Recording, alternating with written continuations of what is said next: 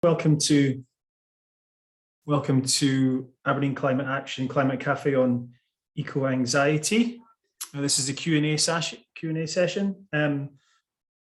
Three great talks from our speakers, Nadine Andrews, Laura Young, and Michelle Cassar. Okay, so not many questions just now, guys, so keep them coming if you've got them, but I have a couple looked out, and Mary has a good question. So we're in good shape. Okay, so for Nadine, I wanted to ask you, I find the subject of psychological adaptation super interesting on the basis that climate change adaptation is something that's going to be super important for the next few years as well. And I wondered if you wouldn't mind just taking a couple of minutes just to maybe talk to us a little bit about the psychological adaptation, as I said, because I find it so fascinating that we're, regardless of the impact we make on the changes we do now, we're going to have to adapt to what's coming over the next few years before we sort of start to hopefully hit a downward trajectory. But the psychological adaptation really interesting. I wonder if you wouldn't mind just having a quick chat to us about that. Yeah, thanks for asking that. So I actually worked for about a year and a half in the Intergovernmental Panel on Climate Change in the science team in Working Group 2, which is impacts, vulnerability and adaptation, and in the six assessment cycles. So that, that's the report that just came out, although I was more involved with 1.5 degrees report. But part of my job there was to sort of look after the social sciences and psychology perspectives in adaptation. And I've always been more interested in adaptation than mitigation. So what's really interesting about all of that is that understanding the psychological adaptation dimension is something that's much less well understood. People have tended to look more at the psychological dimensions, either of why they're not engaging, or to do with the psychological impacts, to do with like mental health and so on. So for me, helping individuals and more at a collective level build psychological resilience is absolutely fundamental. And part of what I've been trying to do, including some of my work in Scottish Government, is to get people to understand what the role that it has to play, So some of that, a large part of it actually, is about increasing kind of emotional literacy. So for people and it's some of the stuff that Laura and Michelle were also talking about. So how we actually learn to recognize what is going on with us, understanding the physiology of stress as well, how it affects our decision making, our well-being, and then learning as a society to be able to regulate those emotions in a kind of healthier way, because we don't actually have in this society social norms around engaging with climate emotions. They don't really exist. So but part of the work is actually to develop new social norms around this, and that includes a kind of language for it, language in the broadest sense, So there's some really interesting work that has been happening for several years. You might be familiar with the work of Bob Doppelt, who wrote the book Transformational Resilience. And that includes things like mindfulness. He refers to it in a slightly different way, but it's essentially this is the idea of kind of adversity-based growth. So how both individuals and communities can actually end up in a better place than they were before. But there's also an angle which is preventative, so how you help communities and individuals to build up their capacity to cope with difficulty before the impacts are really felt. And of course, in many parts of the world, the impacts are being felt in very severe ways. And it's interesting actually, because on the one hand, Indigenous communities are suffering the worst. But the other side of that is that a lot of Indigenous communities have actually got a very long standing knowledge and tradition in coping, because of all the everything that, you know, those communities have had to put up with for hundreds of years due to colonization and the rest. So there's actually a lot to learn from Indigenous communities around the psychological adaptation. Yeah. So, but in terms of Britain, for sure, I think a lot of it is to do with teaching people how to be more body aware and emotion aware, and learning how to have these conversations with each other, and for it to become a social norm. So it's not just something weird or we've got this whole sort of mind body split, you know, where emotions are often, you know, the way that scientists can't talk about how they feel in their work, because that it's part of a much bigger issue, you know. But for me, that's all part of psychological adaptation. I could talk about this for I'll stop. Fantastic. Thank you, Nadine. Appreciate that. Yeah. Okay, good. So Mary had a very good question. Mary, would you like to ask your question of our speakers?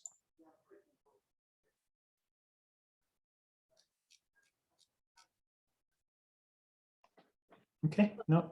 Sorry, I was just trying to find my my own mute. Oh, that's okay. Yeah.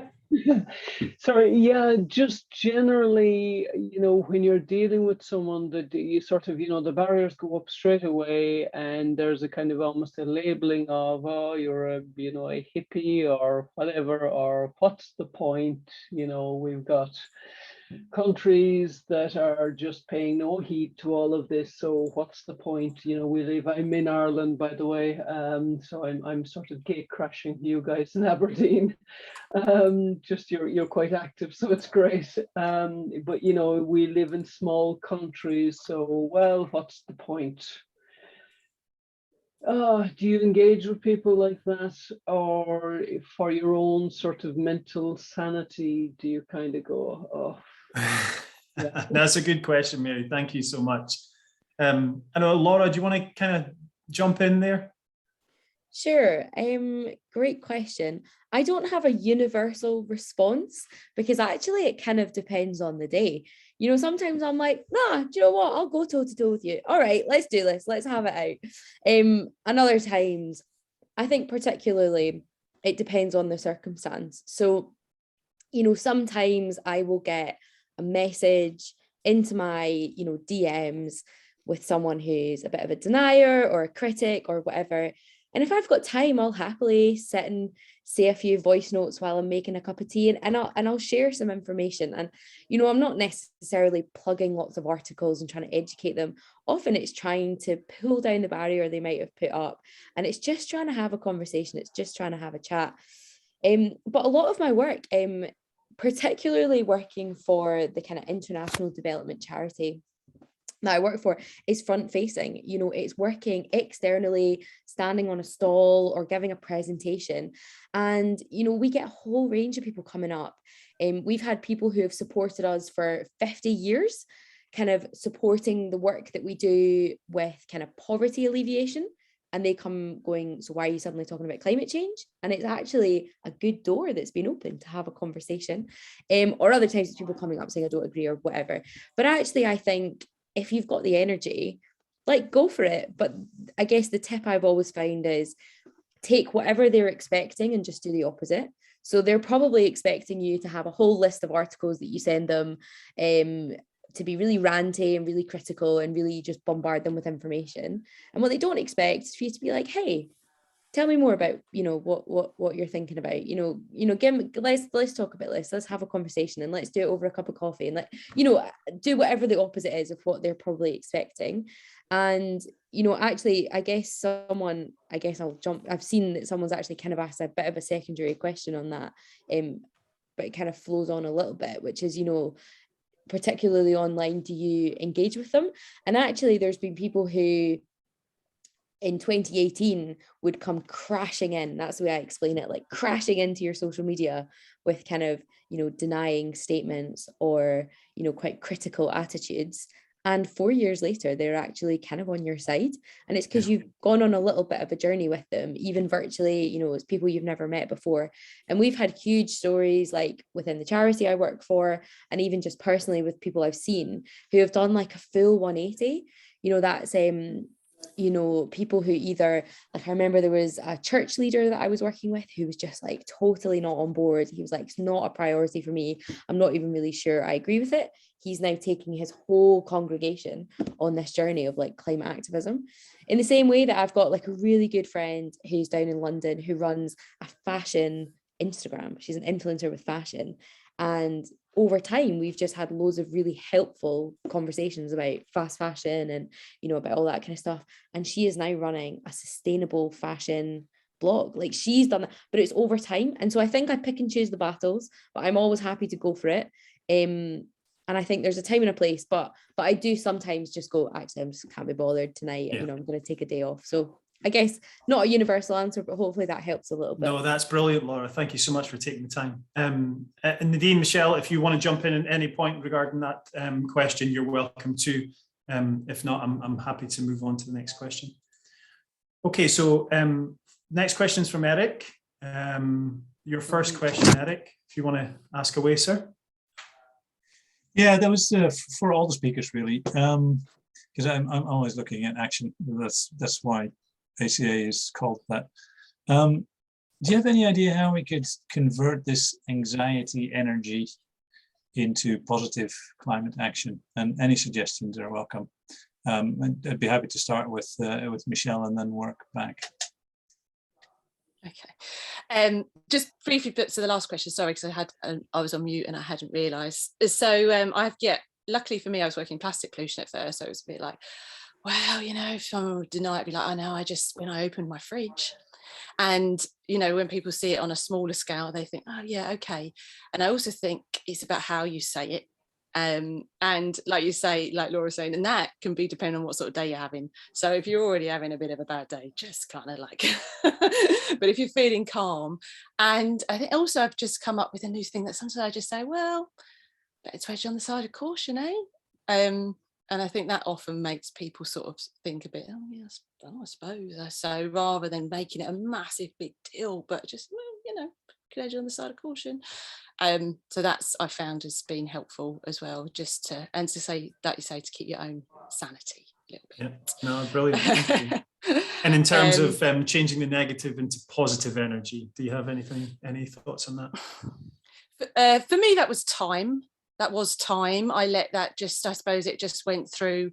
And with time, I personally realised how much action I was taking myself, and that in turn helped. So I was still in Portugal, it was a few years in, and I went to a farmer's, luckily there's an amazing farmer's market, and I sort of mentally, I had a bit too much time on my hands, I mentally counted how much plastic I'd refused on that day.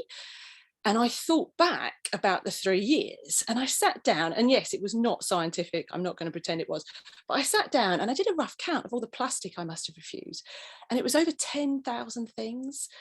So I think that in itself was like, my actions were making a difference, which in turn made me calmer, which in turn helped me to go out and do other actions. And then I started at that community level and realising, I think, that by going up a little bit, so when I say up a little bit, I mean local pubs who were doing plastic cups, like 5,000 a season, by getting them to change their cups, by getting other things to do their cups, other people to drop their bags, just those other little suppliers on a local level. For me, it was better than having the conversations with my friends, because I'd got to the point where I'd stopped going out, because after the 3rd year of taking my cup and everyone going, oh, you're taking your cup, I've forgotten mine again. I was like, I can't go out anymore, no. Because we was on such a small Portuguese town and everyone surfed. So just taking those smaller actions, I saw them rippling out. And that in itself was amazing. Obviously, you've got the likes of then Laura, who just goes out and does it supersonic. So I guess that's how it depends on how you want to start it, I'd say. Brilliant. Thank you, Michelle. Appreciate that. So Laura, in terms of this anxiety sort of turning into positive climate action, any thoughts on that? Yeah, I mean, I think probably just find something that you enjoy and see how that can contribute into climate action. You know, I've got friends who are super arty and just create like the best protest art or digital art or like pieces and creations. And that's like their little contribution. And it's also a way that they can help manage their anxiety by kind of doing it productively in the same way that other people do other things, you know, whether that is social media stuff, giving talks, running foraging classes, outdoor class, like whatever your thing might be to, I guess, still raise awareness for the climate, but doing it in a way that sustains you is like so important. And I think that's great. You know, I've had friends who do like open mic nights, poetry reading, musical things. I can't do any of that, but they love it, but it still raises awareness. And I think it's just about recognizing that, like in yourself. But I think also, sorry, I keep being like, oh, and this maybe answers another question, but I just saw it pop in. You see another also, one, that's okay. I guess also recognizing, because someone asked a bit about burnout, which I think runs there's like a fine line between burnout and climate anxiety. Well, in my head there is. I don't know if Nadine's going to come in and be like, that's not true, but like in my head that's probably like, I don't know, they run kind of parallel. And the one thing I've found is that it's just about recognizing when you're maybe about to go into a dip and thinking like, what can I do to not go there? So even just a really practical example, during COP26 I worked the whole thing. I was inside the blue zone doing it, and I knew that was going to be a really full-on time. Pretty much the whole of 2021 I was kind of gearing up for that moment and really prepping for it. But me and my employers actually spoke about wellness and burnout, because we're like a team of activists. So we would have just run ourselves into the ground if you'd let us. But we actually put in place kind of things during the 2 weeks that would help us manage it. But also I took the entire month of December off, and I actually put my laptop away and just disappeared up north for an entire month. And that's not a luxury everyone can have. I totally recognize that. But for me, I was like, I know I'm not going to take on my annual leave this year because it's so important to get to COP. I know I'm going to be working all out, blah, blah, blah. So what am I going to do? Like I was saying to myself beforehand, what am I going to do to avoid going into that dip? And it doesn't always need to be something as big as that, but it might be thinking, you know, if you're involved in a campaign or like a mini something, like recognizing where the moments are that you might need to take time to yourself, take time away, take a break, have some rest. And I guess that kind of helps with also the anxiety because you have that break. That's good. Thank you, Laura. Nadine, did you want to talk a little bit about taking this anxiety and turn it into a positive action? Yeah, so first, I think we need to make a distinction between just emotions that are difficult and then the actual experience of what might be a clinical mental health problem. So, you know, and obviously they're not necessarily clear cut, those two things, but we can broadly make a distinction between those things. So if we're just talking about difficult emotions, emotions are already directed to an object. So as long as we're kind of working through those emotions, that you don't actually need to force the action because it will guide you in that direction anyway. And it's also not necessarily about converting the emotion, because it's about harnessing it. So if the anxiety, whether it's anxiety or any other emotion, they might not go away. And, you know, because there's always going to be things to be anxious about. So it's not, I wouldn't necessarily talk about converting it as such, but it's about how, more about kind of how. No, it makes sense, Nadine. Absolutely. Yeah. Good. All right. Okay. So I had another question I wanted to ask Laura. Laura, one of the things that I was thinking about was activism, and it feels as though there's a real energy in the younger generation to get more actively involved, which I guess is why it becomes activism. But I was a little bit worried about the extreme extents of activism, and actually that contributing a lot to anxiety that exists because of the actions of some of the extreme activists. I just wondered if you had any thoughts on that in terms of how best to process that, how best to deal with that, because yeah, it can be quite extreme at times, and in terms of us having to find a reasonable path through, you know, the worst of the ecological impact. I just wonder if you want to have a quick chat to us about that. Yeah, no, that's a great question. I've actually never heard that asked before, but I think probably one of the things we need to recognize is that the more radical end of activism is often the only part young people are invited to take part in. You know, activism, conversations, things that happen in boardrooms, things that happen within organizations, change that happens within the government, in committees. These are places that young people are not often invited into. You know, it's not a space that a young person can get involved with. And that can be really frustrating, to feel like you're not really sure where to put your voice. And so to get your voice heard, you as a young person often feel like that is through joining a protest, that is, you know, campaigning, you know, all of that kind of stuff. And I think that's something I've seen quite a lot, you know, even for example, you know, walking around COP26, you know, there was no young people in there, you know, there was hardly any. And how many organizations had 10 or 15 passes who could have allocated one to a young person, not as a token gesture, but to be like, we are taking on a young person to bring them in. That's like an example, but it could be anything. And I think that is something that we need to start navigating. It's like, well, if these young people want their voices heard, like, how do we meaningfully bring them in? And one of my things is like, let's not set up a youth committee. Oh my gosh, let's just bring the youth into the committee that's already there. And I think that's something that, you know, so many times I meet these young people who are like, oh, we're on the youth parliament, we're on the youth committee, we're on the youth advisory committee, advisory board. And you think, why not just take 3 or 4 seats from your board and give them to young people? Actually, that would be way more meaningful. That is a brilliant point. Yeah. Yeah. And I guess like for us as adults, because I class myself as a young person and an adult, I'm 25, I'm about to fall out of the category, I feel, so I'm holding on to it. But, you know, for us in our employment, for us in the organizations that we associate with, like, where could we offer up that seat? You know, even for me, being 25, I was probably one of the young people at COP, and I was not the most inexperienced, but I was one of the most junior members of staff with the charity I worked for, but they saw the benefit in bringing in a young person.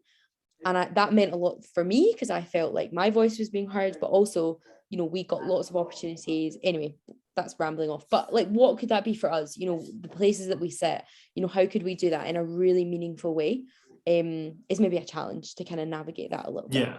I think that's brilliantly put, Laura. And you know, by creating these different committees and panels and separating the age groups, I think we are almost putting up barriers to overcoming the obstacle. So yeah, I think more involvement, more collaboration across all age spectrums. So no, good, brilliant. Thank you for that, Laura.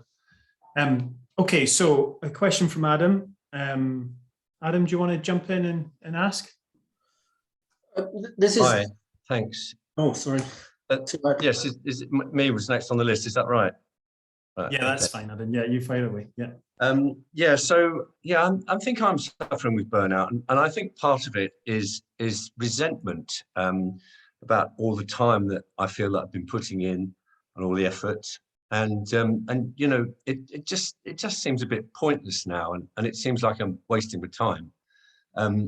We've got so little time to deal with this, and so little you know, response from the powers that be, and even you know, the majority of the people that you know, as you say, there's so many climate deniers about, and I'm kind of losing my enthusiasm, and kind of want to know how to deal with that. Yeah, Nadine, that was for you. If you. Yeah. So yeah, I recognize what you're saying there, and I'm sure I've been through. I've not ever experienced burnout myself, but I've certainly gone through lots of phases of, you know, kind of what's the point. I think I mean, a lot of it is really to do with some of the stuff Michelle was talking about, which is to do with just really just honouring those feelings. You know, that's just the reality of your situation. There are other processes that can help to work through this. I don't know if you've come across the work that Reconnects, Joanna Macy's stuff. There's also a kind of international network now, community really, deep adaptation, that I think if you've not come across it already, you might find a bit of a home there. Because some of the stuff around pointlessness is really when we're approaching things with a very sort of mitigation perspective. So if you sort of think, well, we're not going to stay below 2 degrees, then, you know, so what's the point of doing all these little things? I totally get that.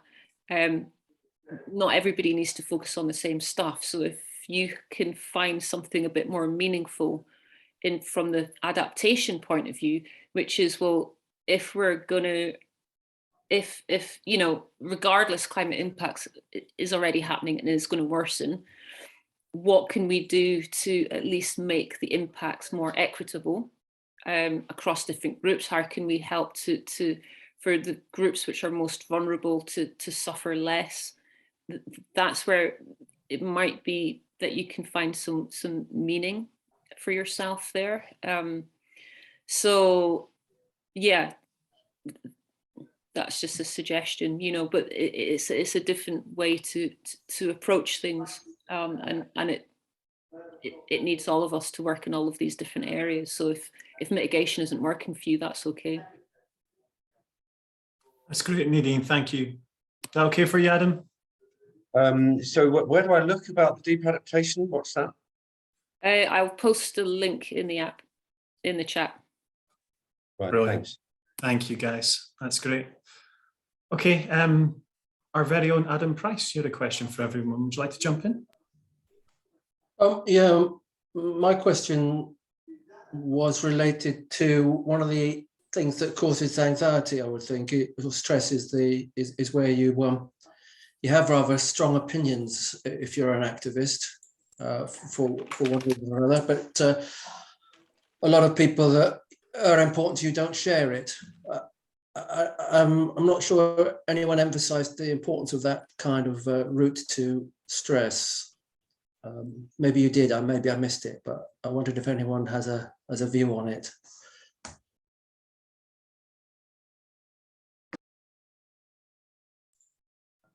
Okay. Michelle, you want to jump in? You try to get yourself off mute there. Yeah, I wasn't sure if that was to anyone in particular, Adam. To everyone, Michelle, you jump in, fire away. I jump in. Okay, well, I well and truly experienced it. I'm not sure if you've probably got someone particular in mind, if that's someone you've chosen or someone you're related to. So I guess maybe that could be different.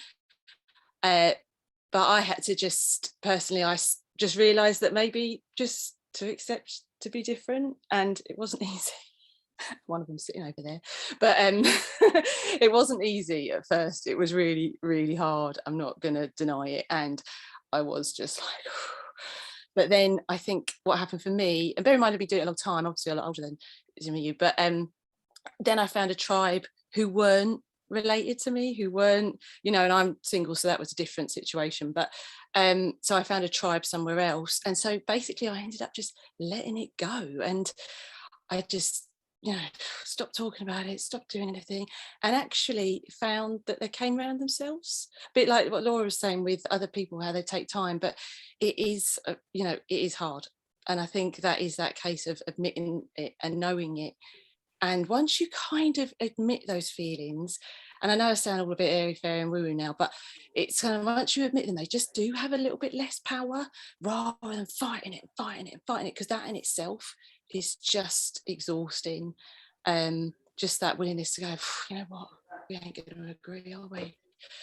That then you come from a different energy, even when you don't know it. When you are feeling it, people pick up on that.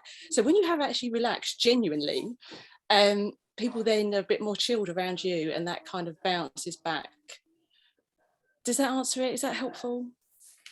Yeah, it seems it to me. Adam, you happy with that? That's very helpful. Yeah, good. Yeah, okay. And Brilliant. also, I suppose, just to know you're not perfect either. You're not perfect. They're not perfect. Everyone's got their different things, and I guess that is also a bit of it as well. Yeah, fantastic. Thank you, Michelle. I appreciate that. Okay, Eric, you want to jump in? Yeah, just a quick one on Adam's feeling of, other Adam's feeling of pointlessness. And I've had that over the years a few times. And it's important to realize that what I found is that the actions of all the individuals in all the different aspects of the ecological and the climate crisis and everything else really play an important role. And to give you an example, just a very quick example, I'm at the moment mainly involved. I'm a petroleum engineer, yes, so my connections are in the industry, and I'm trying to get into the political influence. I've teamed up with a number of retired petroleum engineers, and they're all really supportive, and we're actually looking at creating an anti-industry group from people of the industry to try and influence the whole large-scale debate. Yeah, which, if this will fly, is going to be a huge thing. But what this relies on, to some extent, is the individual activists. You know, so when I do my serious technical stuff on LinkedIn, I actually consistently support the activists who chain themselves to things, because they get the conversation going. They set the scene, and that goes at all levels. Yeah, that's from picking up plastic, and I used to be involved in marine plastics issues a few years back too, which can really get you depressed. It's the small actions which actually have an impact. And I used to do it in the neighborhood here. And lo and behold, after about a year in a relatively posh neighborhood, I saw other people also with these garbage sticks just doing their own little dog walking route and clearing it up. And that changes the mindset, it changes the conversation. So when you do feel pointless, I fully understand that that is the case, but try to look around at the bigger picture. There's a lot going on, and the world is full of people who really care about this and are playing these roles. But in order to get the avalanche of change, you need all these things to be moving. Thanks, Kevin. Yeah, that's brilliant. Thank you, Eric. I appreciate that. Okay, so we've got some, I think we're done on questions for now, guys, but we've got some terrific links in the chat that what I'm going to do is I'm going to copy them out, and I will pop an email around everybody who attended the event, just so they can get access to that if it's something that's of interest to them. But yeah, I think Eric, our chair, I think that's us all questioned out, I think, for now. I think there's one. Did I miss one? I think so. From Adam Price. Yeah, it's been withdrawn. Yeah, that one's been withdrawn. Yeah. I withdraw it because I don't like the question. It's been withdrawn. Sorry, I should have announced that. I apologise, Nadine. That's fine. Okay. Michelle wants to say something. Yeah, of course, Michelle. I saw a question. I saw a question about is this the one that's been removed about? Someone has said something, when you're doing the tapping, you have to set up a certain thing. Oh no, you can, like if you've got that one. Sorry, question. I must have missed that one, Michelle. Where has that gone?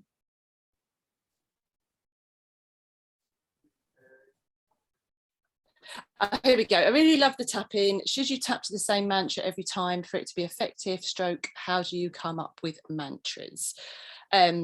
So, for example, both of the Adams who have just been talking, this could be in your own personal ones. Even though I feel so alone with the people I love, or even though this feels so utterly pointless, I'm going to accept how I feel anyway. So no, you don't have to come up with the same mantra. Come up with the mantra that's affecting you at that moment. It's a setup statement rather than the mantra. And then you would be a bit longer as you're on this point. And then as you go around, you just reminder. So I feel so alone. This feels so pointless. I feel so alone. The people I'm with don't understand. What's the point? And then once you've done a couple of rounds of those, of just saying it even, then you'll find you will shift. And then you may find something else. It's like, you know what, this feels pointless and I feel so alone. Actually, that's when the sadness comes up. And that's what, like Nadine was talking about, how you start to ripple through those different feelings and how you can start to bring them down. And this is why, and also I suppose just to expect it's going to come and go, and it's like way sad. We are kind of a little bit like, you know, the ocean and the moon. We're sort of bright sometimes, dark other times, high tide, low tides. So if we do actually connect our emotions a little bit to nature, I found that to be really helpful as well, because then we're linking into what we are protecting, and that can make things feel a bit like, yeah, okay, flowers not always blooming, maybe I don't need to always be blooming. And but yeah, so on those setup states, I would suggest going to YouTube for tapping. I do have a Spotify account, or working with a practitioner, but yeah, there's lots of there on that can help you. And yeah, just tap and rant if that's what you need to do. Just get it out, but just by acknowledging, honouring and accepting it's how you feel, it will help it move on. Yeah, no, thank you for that, Michelle, and apologies to Hannah for missing that question. Okay, Eric, Chair, back to you. So yeah, well, thank you very much to all the speakers and to everybody in the audience for being here and sharing this with us. And I have to say, I feel lighter already. And no, it's really, I've picked up a lot from all the speakers, and a lot of importance, which will keep me going on my battle, and which I hope will keep you guys all going. And on that note, I'd like to, I'm just going to put on a slide. I'm just going to share my screen, if I can do that without putting all your faces in the screen. Let me just give me a sec.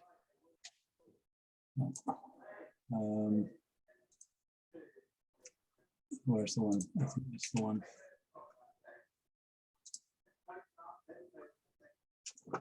And it's, where was it? Yeah, it's the social media links. And it's just to remind you that we have a climate cafe every month on the first Tuesday of the month.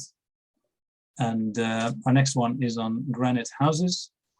And look us up on the website, on our Facebook page, follow us, like us. You can see the previous climate cafes on our YouTube channel. And thank you very much. And I hope to see you all next time. Leave this on the screen for a bit. It's brilliant. Just big thank you from me as well to the speakers. We really appreciate that. Thank you so much. Yeah, thank you for having us. Thank you for having me. Yeah. Thank you. Thanks so much. Thanks everyone. Take care. Thank you.